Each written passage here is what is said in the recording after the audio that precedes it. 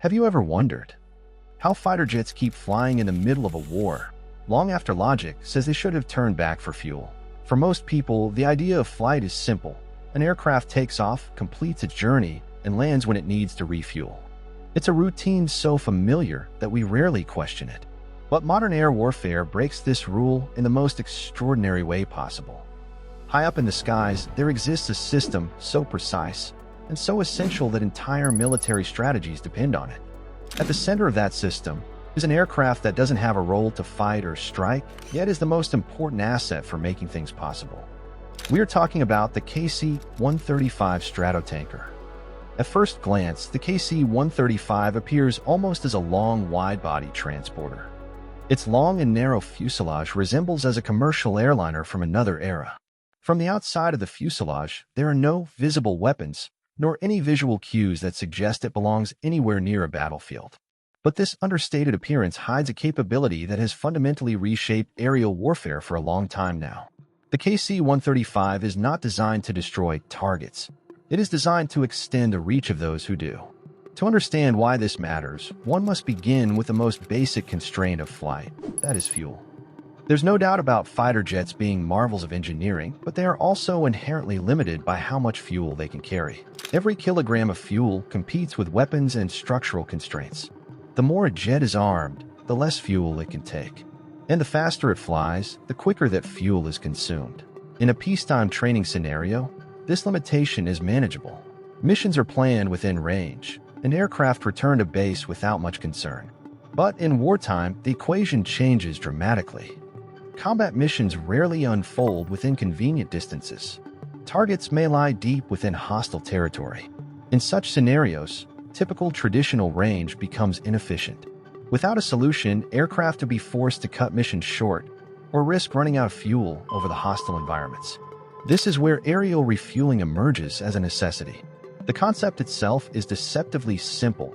Instead of bringing the aircraft to the fuel, bring the fuel to the aircraft. However, in practice, it is one of the most demanding and precise operations in aviation. The KC-135 operates as a flying fuel depot, cruising at high altitude where its role is to remain stable and ready. Whenever a fighter jet requires fuel, they bring it into position behind a tanker. If videos like this fascinate you, make sure to subscribe to the channel. We dive deep into in-depth aviation stories. At such moments, both aircraft are traveling at speeds exceeding 500 kilometers per hour. The distance between them narrows to mere meters. To an untrained observer, the margin for error would seem non-existent. Pilots must maintain perfect alignment, neither too close nor too far. Every adjustment at such crucial times needs to be subtle. Extending from the rear of the KC-135 is a defining feature of its refueling system, a rigid, telescope-like structure known as the flying boom.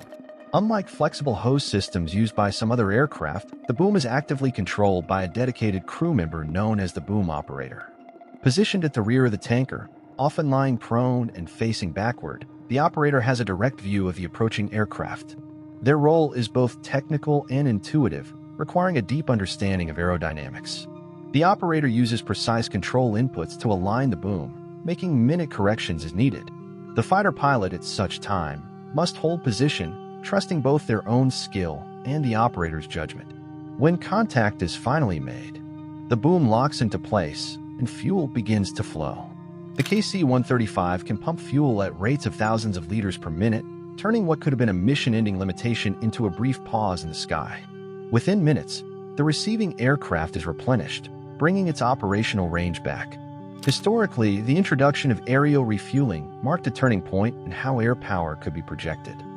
No longer constrained by the physical limits of onboard fuel, air forces gained the ability to operate on a global scale. Missions that once required multiple staging bases could now be conducted with fewer logistical constraints. The KC-135, entering service during the early Cold War, became a cornerstone of this transformation for high-stakes military operations. Over time, the techniques and technologies associated with aerial refueling have evolved, but the core principles remain unchanged. Pilots train extensively to master formation flying at close distances. Boom operators develop a level of control that borders on artistry. Each mission reinforces the delicate balance between human skill and mechanical capability. For those unfamiliar with aviation, It is easy to underestimate the significance of what appears to be a simple connection between two aircraft. But within that connection lies a profound shift in what is possible. Perhaps the most striking aspect of all is how invisible this process remains to the wider world. While fighter jets capture attention with their speed and power, the tankers that sustain them operate largely out of sight. They do not headline missions or dominate public imagination. Yet their contribution is woven into every successful operation that depends on extended range and sustained presence. In the end, the story of the KC-135 is not one of spectacle, but of necessity.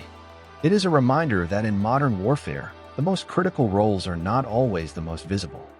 Behind every long-range strike, every extended patrol, and every mission that pushes the boundaries of distance, there is a crew whose dedication leads for a successful mission. Thanks for watching. And as always, see you on the next flight.